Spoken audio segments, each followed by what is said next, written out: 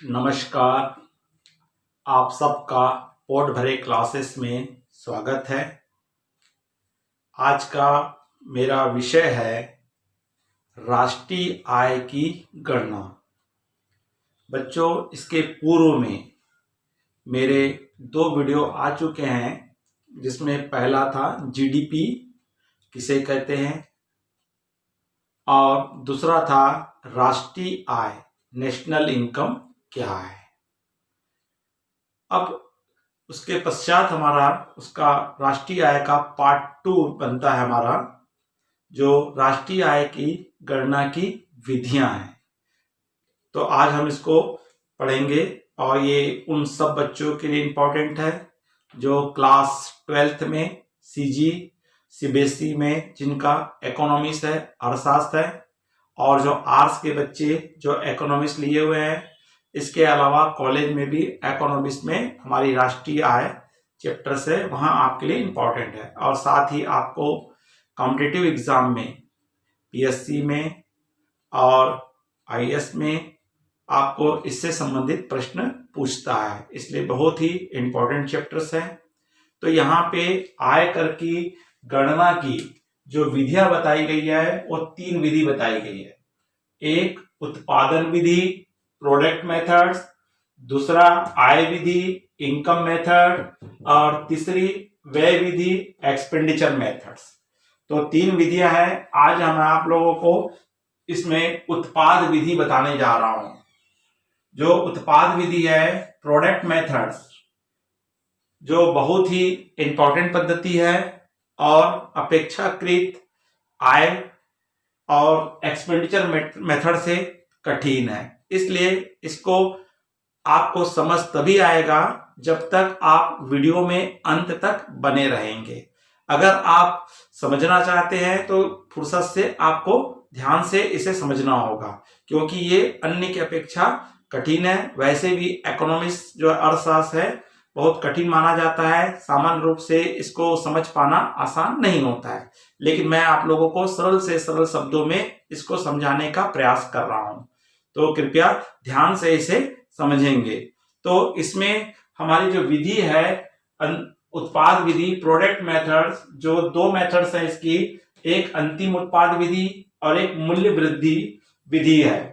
तो अंतिम उत्पाद विधि का चलन नहीं है, क्योंकि इसमें एक ही वस्तु को कई बार वैल्यूड कर लिया जाता है, दोहरी गणना कर ली जाती है, एक ही वस्तु की बार बार गणना हो जाती है, इसलिए इसको मान्यता नहीं मिली हुई है, या इसको सरकार के द्वारा या अन्य स्टेट कंट्रियों के द्वारा इसको उपयोग नहीं किया जाता। जैसे सिंपल एग्जांपल के रूप में मान लीजिए एक कपास कमाले ने किसान ने कपास का उत्पादन किया और उसने किसको माल बेच दिया, धागा बनाने वाले को माल बेच दिया। धागा बनाने वाले ने क्या किया, उसको कंप्लीट धागा बनाया और कपड़े वाले को बेच दिया, और कपड़े वाले ने कपड़े को धागे से कपड़ा बनाया और कपड़ा बना करके वो किसको बेच दिया, व्यापारी को बेच दिया। फिर व्यापारी ने उस कपड़े को किसको बेच दिया, उपभोक्ता को बेच दिया। तो यहाँ पे कपास जो है, कपास का मूल्य, सब अपना अपना मूल्य जोड़ के आगे बढ़ते जाते हैं। तो इसमें पहले वाले का कपास का मूल्य, कपास किस में आया, पहले किसान के पास की इनकम में भी आया, धागा बनाने में भी उपयोग हुआ, कपड़ा बनाने में भी आया है, और उपभोक्ता के पास गया है। तो कपास यहाँ पे आप कितने बार आ गए, 4 से 5 बार एंट्री आ रहा है। धागा 3 बार आ जा रहा है, 2 से 3 बार आ जा रहा है। तो एक ही उत्पाद वस्तु की कीमत को हम बार बार जोड़ेंगे तो हमारी राष्ट्रीय आय क्या निकल जाएगी, गलत आ जाएगी, बढ़ जाएगी। इसलिए इस पद्धति को उपयोग में नहीं लाया जाता है। तो जो पद्धति उपयोग में लाई जा रही है वो पद्धति है मूल्य वृद्धि विधि, जिसको कहा जाता है वैल्यू एडेड मेथड्स। आपने इसके पहले देखा था, अभी हमारे यहाँ वेट चल रहा था, तो वेट का ही कॉन्सेप्ट यहाँ पे है। हर व्यापारी अपना क्या करता है, अपने जैसे ही हम मान लीजिए हमने उत्पादन करते हैं और उत्पादन करने वाला जब अगले को माल बेचता है, तो जब अगला अपना प्रॉफिट ले लेता है तो उस योग में से पिछले वाले को जो भुगतान की गई राशि है उसको क्या कर देता है, माइनस कर देता है। तो इस प्रकार जो अगला वेट जो है अपना अपना वेट ऐड करते जाते हैं और पीछे वाले को जो भुगतान किए उसको माइनस करते चले जाते हैं। तो इस प्रकार केवल जितना एक्स्ट्रा पहले पार्टी ने कितना लिया, दूसरे पार्टी ने कितना लिया, तीसरे पार्टी ने कितना लिया, चौथे पार्टी ने कितना लिया, उन सब का टोटल ही यहाँ वेट होता है। तो इनके टैक्स में जो पद्धति थी उसी पद्धति कॉन्सेप्ट को यहाँ पे लिया गया, जिसको आज हम पूरा विस्तार के साथ समझेंगे कि मूल्य वृद्धि विधि क्या है, वैल्यू एडेड मेथड्स क्या है। तो यहाँ पर वैल्यू एडेड मेथड्स को समझेंगे तो क्या होता है, तो इसका मूल्य वृद्धि से तात्पर्य होता है उत्पादन की प्रत्येक अवस्था में प्रत्येक उद्यम के द्वारा या प्रत्येक एंटरप्रेन्योर के द्वारा वस्तु के मूल्य में की जाने वाली वृद्धि से है। क्या कहते हैं, उत्पादन की प्रत्येक अवस्था में प्रत्येक उद्यम के द्वारा वस्तुओं के मूल्य में की जाने वाली वृद्धि से है। यहां पर जो पहला जो किसान था उसने वस्तु के उत्पादन के लिए आपने बीज का उत्पाद, बीज लगाया, बीज पे खर्चा किया उसने, सिंचाई पे खर्चा किया उसने, खाद डाला और श्रम लगाया, उस सबकी मेहनत का योग। जब वो गेहूं है मान लीजिए, तो उस गेहूं को वो क्या करता है, किसको बेचता है, मान लो आटा फ्लोर मिल को बेचता है, तो आटा फ्लोर मिल को बेचता है, तो आटा फ्लोर मिल क्या करता है, उस कास्ट में, जैसे मान लो उसको 500 रुपए की कास्ट आई थी, तो 500 रुपए के कास्ट में अपना लाभ जोड़ करके आटा को क्या बनाता है, गेहूं से मैदा बनाता है और मैदा बना के किसको बेच देता है, बेकरी वाले को बेच देता है। बेकरी वाले के लिए अंतिम उत्पाद मूल्य हो गया। बेकरी वाला क्या करता है, उसकी डबल रोटी बनाता है और डबल रोटी बना के किसको बेचता है, दुकानदार को बेचता है। फिर दुकानदार अपना खर्च जोड़ता है और अपना खर्च जोड़ करके किसको बेच देता है, उपभोक्ता को बेच देता है। तो हर व्यक्ति अपना अपना इसमें क्या जोड़ते जाता है, मूल्य वृद्धि करते जाता है। तो उसी को कहा जाता है वस्तु के मूल्य में जो वृद्धि की जा रही है वही कहलाती है मूल्य वृद्धि। मूल्य वृद्धि द्वारा घरेलू उत्पाद की गणना करना, जिस प्रकार से हमने देखे थे, इसके पूर्व में मैंने राष्ट्रीय आय में समझाया था या आपने देखा होगा। तो घरेलू उत्पाद जिसको हम क्या कहते हैं, ग्रॉस डोमेस्टिक प्रोडक्ट। तो ग्रॉस डोमेस्टिक प्रोडक्ट जो होता है, सकल घरेलू उत्पाद की गणना की जाती है। तो यहां पर सकल घरेलू उत्पाद की गणना किसके द्वारा की जाती है, मूल्य वृद्धि के द्वारा की जाती है। तो मूल्य वृद्धि के द्वारा किस प्रकार से की जाएगी, तो एक लेखा वर्ष में किसी एक लेखा वर्ष लेंगे, मान लीजिए हमारा लेखा वर्ष क्या है, 1 अप्रैल 2019 से 1 अप्रैल 2020 से हमको 31 मार्च 2021 तक की गणना करनी है। तो हमारा क्या कहलाएगा, एक लेखा वर्ष का। एक देश की सीमा, अगर हम भारत का कैलकुलेट करना चाह रहे हैं तो भारत की सीमा में प्रत्येक उद्यम द्वारा, तो प्रत्येक उद्यम द्वारा मैंने क्या बताया है, पहले किसान हो गया एक पार्टी, दूसरा पार्टी हमारा कौन हो गया, आटा फ्लोर मिल हो गई है, तीसरी पार्टी कौन सी हो गई है आपकी, बेकरी वाला, तीसरी पार्टी हमारी, चौथी पार्टी हमारी क्या हो गई है, दुकानदार, और पांचवी पार्टी हमारा क्या हो रहा है, कस्टमर। तो बीच में जो 4 पार्टी थे वो चारों क्या कहलाते हैं, प्रत्येक उद्यम है ना, वो एंटरप्राइजेस कहलाते हैं, द्वारा की गई वृद्धि। जितना जितना इन्होंने वृद्धि किए थे पर कुल योग को, तो जितना जितना एक्स्ट्रा जोड़ते गए थे उन सबके टोटल के योग को ही हम क्या कहते हैं, घरेलू उत्पाद कहा जाता है। कब, किसके माध्यम से जब निकालोगे, मूल्य वृद्धि द्वारा घरेलू उत्पाद निकाला जाएगा। तो एक लेखा वर्ष में एक देश की सीमा में प्रत्येक उद्यम द्वारा की गई वृद्धि पर वृद्धि का कुल योग ही क्या कहलाता है, घरेलू उत्पाद कहलाता है। तो यहाँ पे बच्चों आप लोग को बहुत समझना होगा कि यहाँ पर gross domestic product market price, सकल घरेलू उत्पाद मार्केट प्राइस। तो मार्केट प्राइस का आप लोग को मतलब मालूम है, जिसमें क्या जुड़ा होता है, इनडायरेक्ट टैक्स जुड़ा होता है ना। आपका फैक्टर कॉस्ट क्या होता है, आपको बार बार फैक्टर कॉस्ट का उपयोग होगा मार्केट प्राइस का, तो आपने पहले पढ़ चुके हो। तो फैक्टर लागत में क्या आता है कि सबसे पहले जो भी वस्तु का उत्पादन किया जाता है तो उसमें लगने वाली कास्ट में हम क्या लेते हैं, आपका भूमि, श्रम, आपका पूंजी और उद्यमी का लाभ, इन 4 का योग जो होता है फैक्टर कास्ट होता है। और उसमें अगर आप क्या जोड़ देते हो, गवर्नमेंट के द्वारा लिया गया इनडायरेक्ट टैक्स जोड़ देते हो और सब्सिडीज अगर मिल रही है उसको घटा देते हो, तो आपका क्या निकल के आ जाता है, यहाँ पे घरेलू डोमेस्टिक प्रोडक्ट हमारा निकल के आ जाता है। तो यहाँ पे जो घरेलू डोमेस्टिक प्रोडक्ट हमारा होता है, सकल घरेलू उत्पाद जो होता है, मार्केट प्राइस में हमेशा किसमें होता है, वो मार्केट प्राइस में होता है, जिसमें टैक्स जुड़ा होता है। क्या जुड़ा होता है, टैक्स जुड़ा होता है, सब्सिडीज घटा होता है, बराबर ग्रास वैल्यू एडेड मार्केट, मतलब इसके इक्विवेलेंट ही क्या होता है, ग्रास वैल्यू एडेड होता है मार्केट प्राइस। इसका मतलब अगर आपने किसी भी वस्तु का ग्रास वैल्यू एड निकाल ली हो, सकल मूल्य वृद्धि निकाल ली हो मार्केट प्राइस, उतना ही आपका क्या होता है, ग्रास डोमेस्टिक प्रोडक्ट होता है। तो अगर आपने ये निकाल लियो, मतलब आपका क्या निकल गया, ग्रास डोमेस्टिक प्रोडक्ट निकल गया। और ग्रास डोमेस्टिक प्रोडक्ट अगर आपको मालूम है तो आपको एनएनपी फैक्टर कास्ट अर्थात आपको राष्ट्रीय आय साधन लागत में निकालने में हमको कोई प्रॉब्लम नहीं है, क्योंकि इसके राष्ट्रीय आय के इनकम में हमने इसका हमारा इसमें कॉन्सेप्ट क्या कर चुके अपन ने अच्छे से क्लियर कर लिए।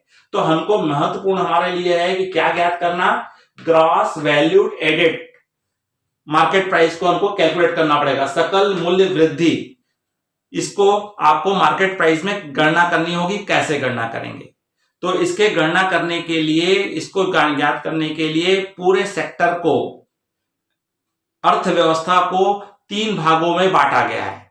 पहला हमारा सेक्टर होता है आपका प्राथमिक क्षेत्र।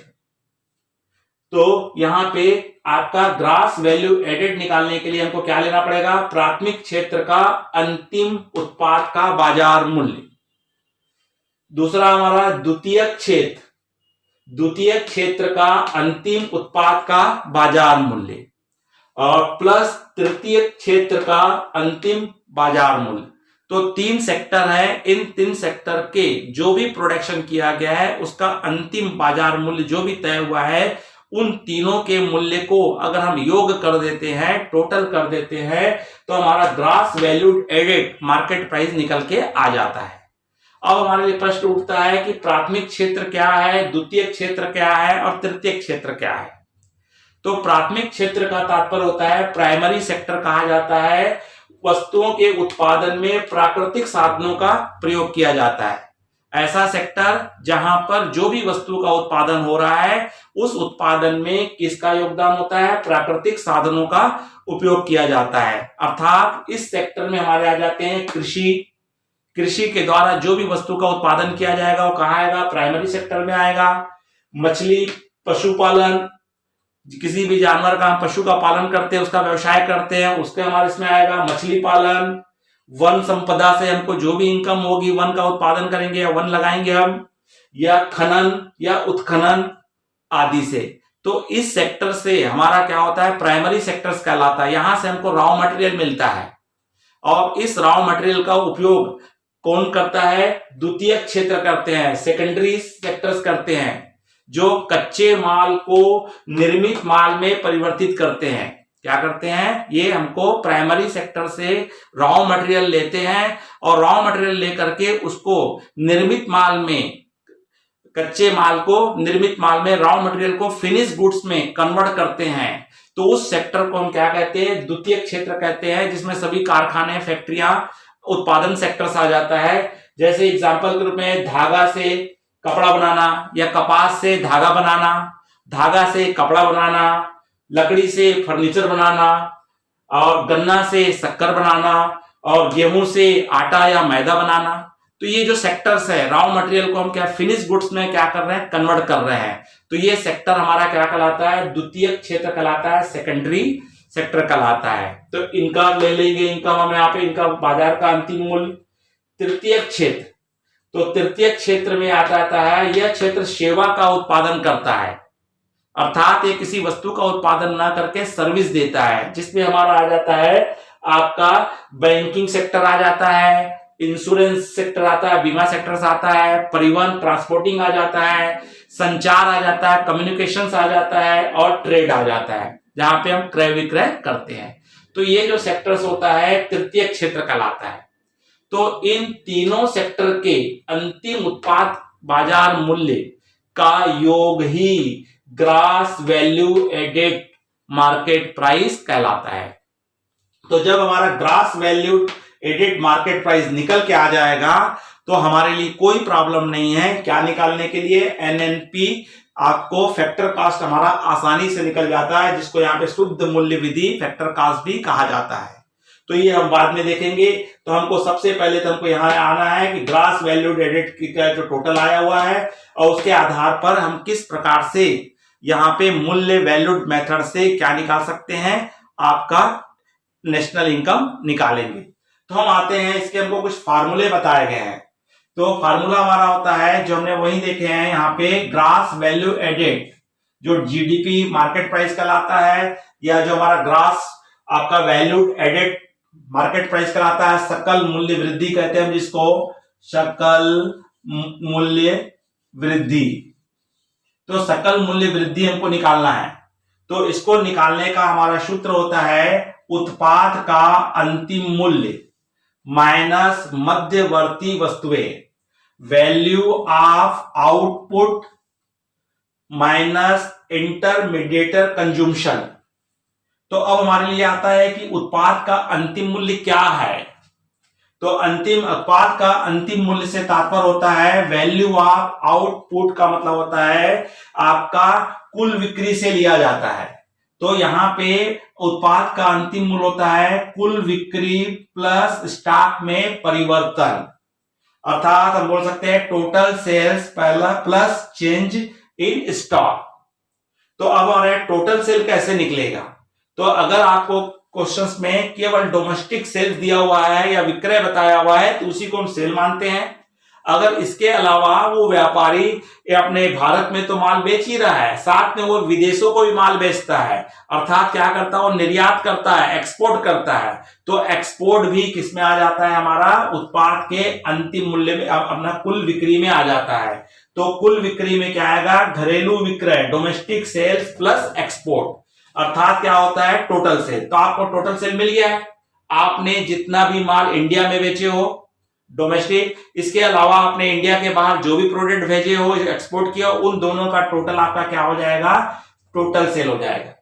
अब हमारा आता है स्टॉक में परिवर्तन। स्टॉक में परिवर्तन का तात्पर्य होता है closing change in the stock कहते हैं इसको।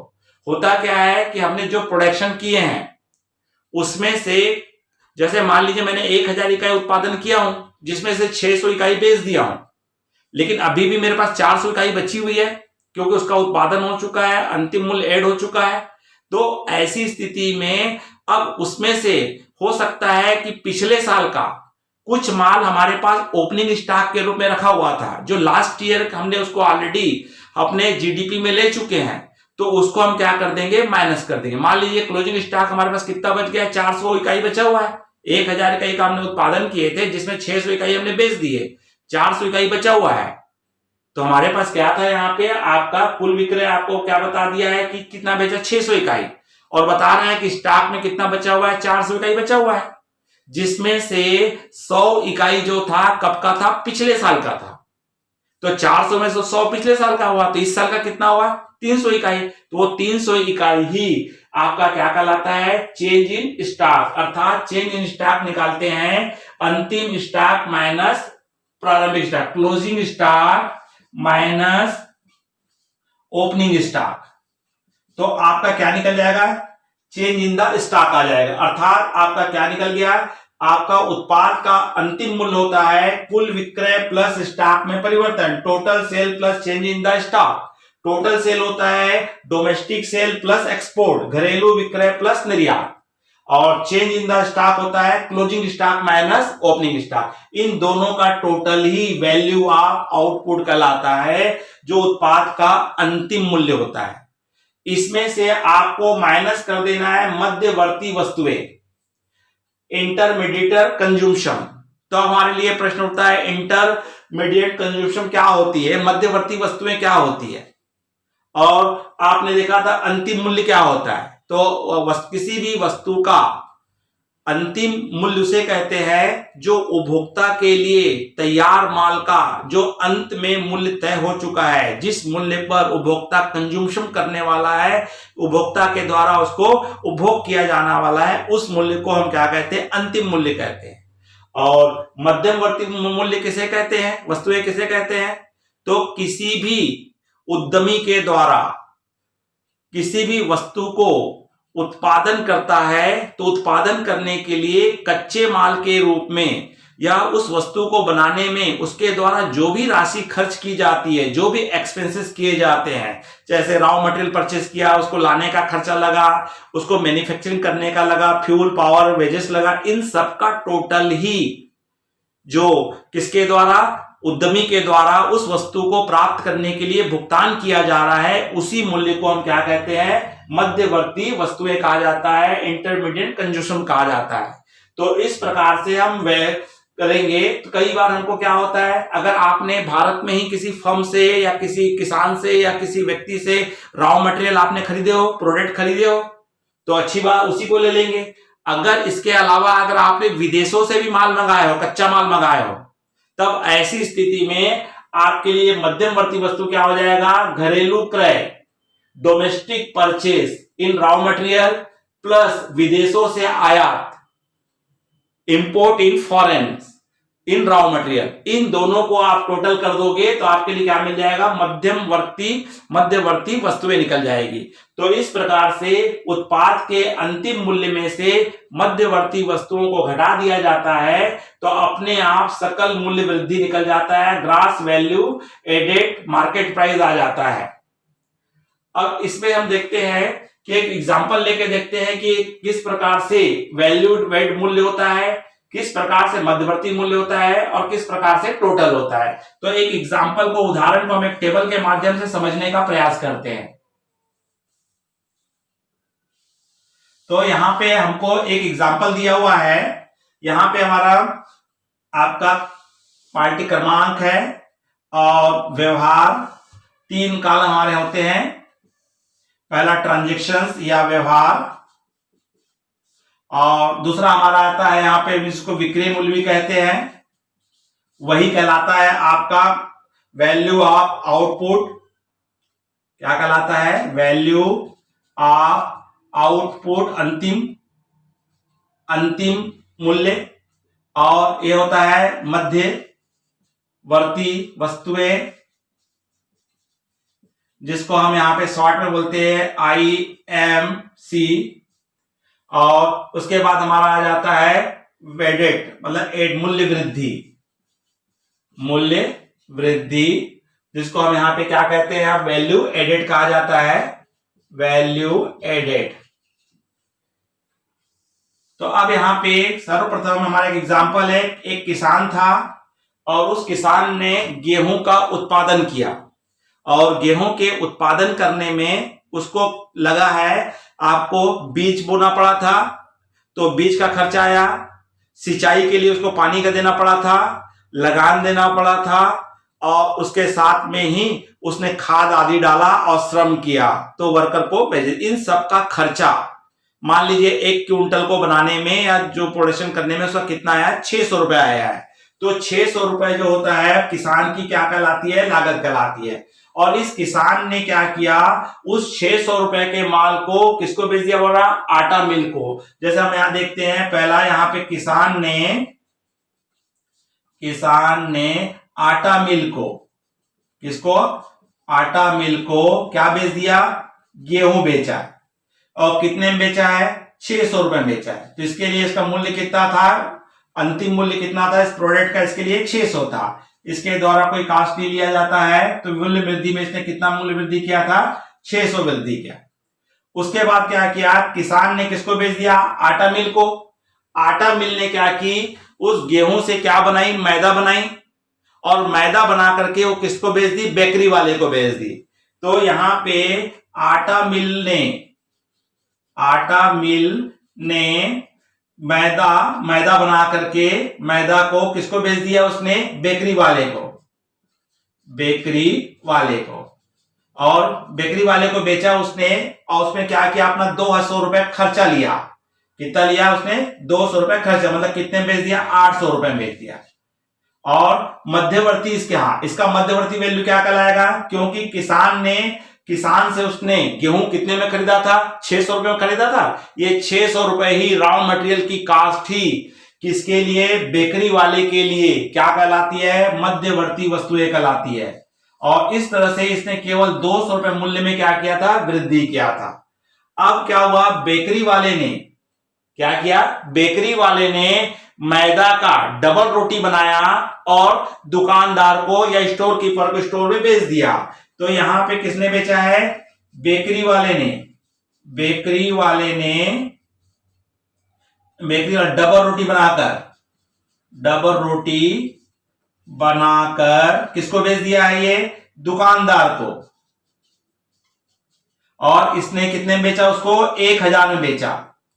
अर्थात 800 रुपए इसके लिए क्या कहलाएगा? मध्यवर्ती वस्तुएं कहलाएगी, क्योंकि किसने?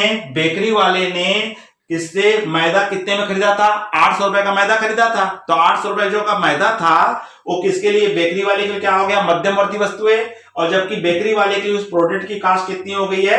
1000 हो गई है। इसने भी यहां पे क्या लिया था? 200 रुपए का मूल्य ऐड किया था। अब क्या किया? बेकरी वाले ने, किसने? दुकानदार ने किसको? डबल रोटी को उपभोक्ता को बेच दिया। ये भी 200 रुपए का प्रॉफिट लिया। मतलब कितने में बेचा? 1200 रुपए में बेच दिया।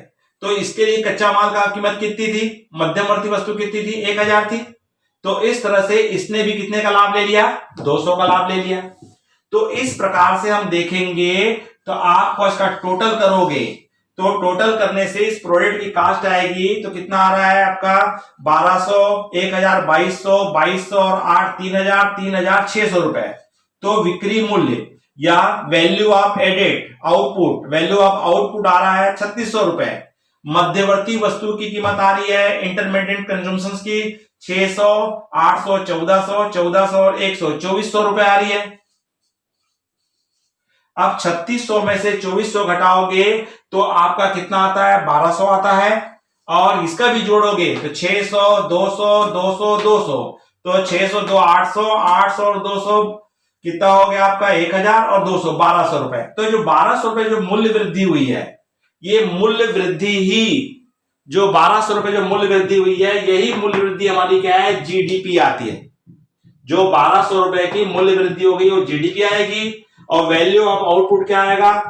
पूरे इसका वैल्यू ऑफ आउटपुट, उत्पाद का अंतिम मूल्य कितना है? 3600 रुपए है। और मध्यवर्ती वस्तु का मूल्य कितना है? 2400 रुपए है। तुम्हारा सूत्र है कि value of output minus intermediate consumption, उत्पाद का अंतिम मूल्य माइनस मध्यवर्ती वस्तुएं। तो 3600 में से 2400 घटाए तो कितना आ गया? 1200 आ गया। जो 1200 निकला है वही क्या निकल गया?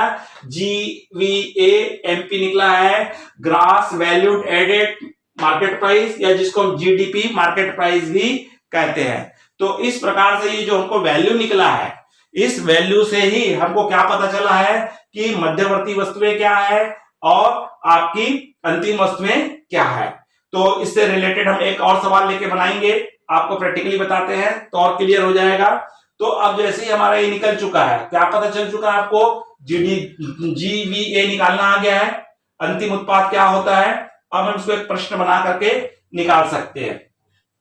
तो देखते हैं क्वेश्चन, एक एग्जांपल को।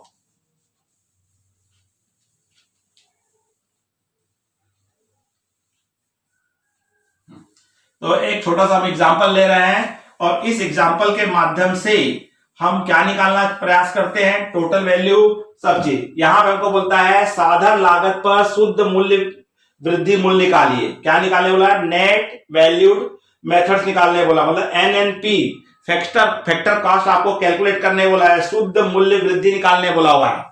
और आपको पहले क्या निकालना पड़ेगा? आपको यहाँ पे सकल घरेलू उत्पाद अर्थात सकल मूल्य वृद्धि निकालनी पड़ेगी। तो हम यहां पहुंचेंगे। हमारा एक प्रश्न है, इस प्रश्न में हमको बता रहा है, आपको बता रहा है विक्रय दिया हुआ है, सेल्स दिया हुआ है, अंतिम स्टॉक दिया हुआ है, क्लोजिंग स्टॉक। और पहला बोला हुआ है विक्रय सेल्स 2000, अंतिम रहतिया क्लोजिंग स्टॉक दिया हुआ है आपको 500 रुपए, प्रारंभिक रहतिया दिया है आपको ओपनिंग स्टॉक 400 रुपए, इनडायरेक्ट टैक्स दिया है 200 रुपए, घिसावट डेप्रिसिएशन दिया है 300 रुपए, दूसरी फर्मों से क्रय कच्चे माल परचेज ऑफ रॉ मटेरियल 600 रुपए, कर्मचारियों का पारिश्रमिक 400 रुपए। तो यहां पे आपको पहले निकालना है उत्पाद मूल्य की वृद्धि निकालना है। क्या निकालना है आपको? उत्पाद मूल्य का अंतिम मूल्य निकालना है हमको। उत्पाद मूल्य, इकाई मूल्य हमको ज्ञात करने बोला है, इकाई मूल्य वृद्धि। तो इसका हमारा जो सूत्र है, आपका सूत्र क्या है? आपका उत्पाद का अंतिम मूल्य क्या है? उत्पाद का अंतिम मूल्य माइनस मध्यवर्ती वस्तुएं, है ना। तो इसको हम बोलेंगे value of output minus IMC, intermediate consumption. तो यहां पे हमको उत्पाद का अंतिम मूल्य चाहिए। तो उत्पाद का अंतिम मूल्य होता कैसे है आपका? कुल विक्रय माइनस प्लस क्या करते हैं? स्टॉक में परिवर्तन, स्टॉक में परिवर्तन, change in the stock. Total sale plus change stock, change in stock. तो आपको क्वेश्चन में सेल दिया हुआ है, कितना सेल दिया है? 2000 रुपए, प्लस स्टॉक में परिवर्तन। तो स्टॉक में परिवर्तन कैसे निकलता है? अंतिम स्टॉक माइनस प्रारंभिक स्टॉक। तो अंतिम स्टॉक आपका कितना दिया हुआ है? अंतिम स्टॉक आपको प्रश्न में दिया हुआ है 500, और प्रारंभिक स्टॉक कितना दिया है? 400। तो इसको सॉल्व करेंगे तो 2000 में कितना ऐड हो जाएगा? 100 रुपए क्या हो जाएगा? ऐड हो जाएगा। तो ये कितना हो गया? 2100। अब इसमें हमको क्या मिल चुका है? उत्पाद का अंतिम मूल्य आ गया। ये क्या निकला है? उत्पाद का अंतिम मूल्य कितना आया? 2100 आया। और यहां बताया है दूसरी फर्मों से कच्चे माल का क्रय किया है। दूसरी फर्मों से कच्चे माल का क्रय को हम क्या कहते हैं? मध्यवर्ती वस्तुएं कहते हैं। तो यहाँ पे मध्यवर्ती वस्तुएं क्या है? दूसरी फर्मों से क्रय किए गए 600 रुपए। तो ये 600 रुपए को यहाँ पे क्या कर देंगे? माइनस कर देंगे। तो जैसे ही 600 रुपए माइनस करोगे तो क्या आ गया? 1500 रुपए। तो ये 1500 रुपए आपका निकला है। ये निकला है आपका, क्या निकला है? GVA मार्केट प्राइस, सकल वैल्यूड एडेड मार्केट प्राइस निकला आपका। क्या निकला? आपका घरेलू उत्पाद निकला है। अब इसमें से आपको क्या करना है? इसी हम फॉर्मेट में आ जाते हैं, क्योंकि हमारा बेस कॉन्सेप्ट पिछले वाले हमारे वीडियो में देख चुके थे कि अगर हमको सकल घरेलू आय GDP मार्केट प्राइस मालूम है तो उसमें से हम क्या घटा देते हैं? डेप्रिसिएशन घटा देते हैं। क्या घटा देते हैं? डेप्रिसिएशन घटा देते हैं। तो हमारा NDP आता है। NDP का मतलब होता है पहले वाला N, जहां भी आपको फर्स्ट में N दिया हुआ है उसका मतलब होता है नेट, और सेकंड वाला एंड होगा तो उसका मतलब होता है नेशनल। तो यहां पे फर्स्ट एंड क्या दिया? N लिखा है। N का मतलब होता है नेट, D का मतलब होता है डोमेस्टिक, P का मतलब होता है प्रोडक्ट मार्केट प्राइस। तो नेट डोमेस्टिक प्राइस। तो अब जैसे इसी क्वेश्चन में हम अगर देखें तो हमारा कितना बता रहा है? यहाँ पे आपको 1500 रुपए बता रहा है। तो यहाँ पे हम 1500 रुपए, हम कितना आया? 1500 रुपए आया। तो अगर हम 1500 रुपए ले लेते हैं, अब इस 1500 रुपए में से क्या घटाना है? डेप्रिसिएशन घटाना है। तो यहां दिया हुआ आपको घिसावट डेप्रिसिएशन कितना दिया? 300 रुपए। तो 300 रुपए माइनस कर दीजिए तो आपका आ जाएगा, 300 माइनस करोगे तो 1200 आएगा। ये 1200 क्या कहलाता है? NDP मार्केट प्राइस कहलाता है। क्या कहलाता है? Net domestic product market price. इसमें से इनडायरेक्ट टैक्स को घटाते हैं। क्या घटाते हैं? नेट हम बोलते हैं आपको net indirect tax, NIT। N का मतलब होता है शुद्ध, I का मतलब होता है इनडायरेक्ट टैक्स। तो इनडायरेक्ट शुद्ध, इनडायरेक्ट टैक्स। तो इसमें अगर सब्सिडीज दिया होता है तो इनडायरेक्ट टैक्स में से सब्सिडीज माइनस करने के बाद लेते हैं। तो इस प्रश्न में केवल आपको क्या दे दिया? अप्रत्यक्ष कर दिया हुआ है। सब्सिडीज कोई मिली नहीं है। अगर सब्सिडीज मिली होती तो इनकम इनडायरेक्ट टैक्स में से सब्सिडीज घटा करके लेते। फिलहाल इसमें केवल कितना दे दिया? आपको 200 रुपए दिया है। तो ये 200 रुपए इसमें से माइनस कर देंगे तो माइनस करेंगे तो 1000 आया, तो 1000 निकल रहा है एनडीपी फैक्टर कास्ट। क्या होता है, यहां पे एनडीपी में से मार्केट प्राइस से फैक्टर कास्ट आना है, तो मार्केट प्राइस में से केवल इनडायरेक्ट टैक्स जुड़ा होता है, तो इनडायरेक्ट टैक्स को जैसे ही हटा देते हैं तो हमारा फैक्टर कास्ट आ जाता है। आपने पहले पढ़ चुके हो, तो फैक्टर कास्ट आ जाएगा। तो एनडीपी क्या निकल गया, फैक्टर कास्ट।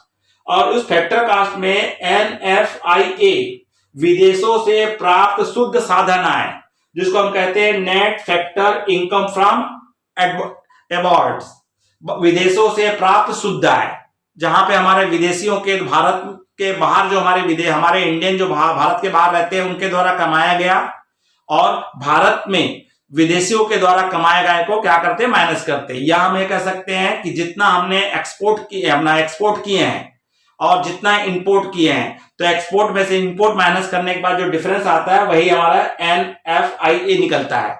तो फिलहाल इस प्रश्न में एनएफआईए नहीं दिया हुआ है, तो इसका मतलब क्या होगा, हमारा 1000 ही रहेगा।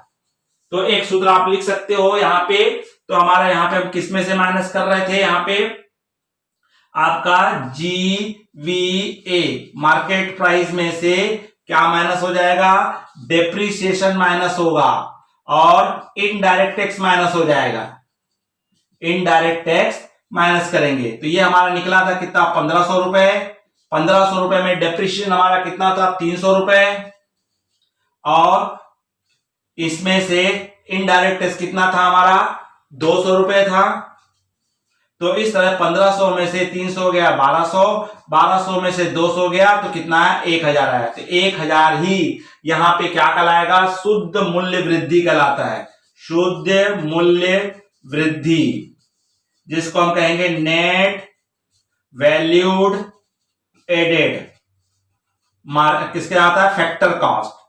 तो ये फैक्टर 1000 ही हमारे लिए क्या कहलाती है, शुद्ध इनकम कहलाती है, जिसको हम क्या कहते हैं, एनएनपी कहा जाता है, net national product factor cost कहा जाता है।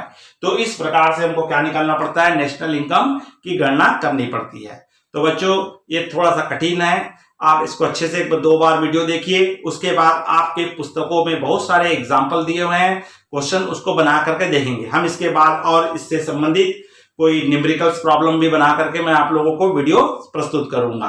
इसके साथ ही अगला मेरा जो सेकंड वीडियो आएगा, उस सेकंड वीडियो में हम डिस्कस करेंगे आय विधि, इनकम मेथड्स, और दूसरा एक्सपेंडिचर्स मेथड्स पर डिस्कस करेंगे। उसको मैं बताने का आपको प्रयास करूंगा। अगर ये वीडियो बच्चों आपको अच्छा लगा होगा तो लाइक कीजिए, अपने अधिक से अधिक मित्रों को इसको क्या कीजिए, शेयर कीजिए, क्योंकि बहुत से बच्चों को ये समझ में नहीं आया है, इसलिए अपने दोस्तों को जरूर भेजिएगा, शेयर कीजिएगा। और अगर आप इस चैनल में नए हैं तो तुरंत सब्सक्राइब कर दीजिए। रेड कलर का जो सब्सक्राइब लिखा हुआ है उसको बटन को आप ऑन कर दीजिए, पुश कर दीजिए, और अगर आप आइकॉन बटन को भी दबा देते हो, बेल को दबा देते हो, तो आपको आने वाले वीडियो की सूचना मिलती रहेगी। नमस्कार।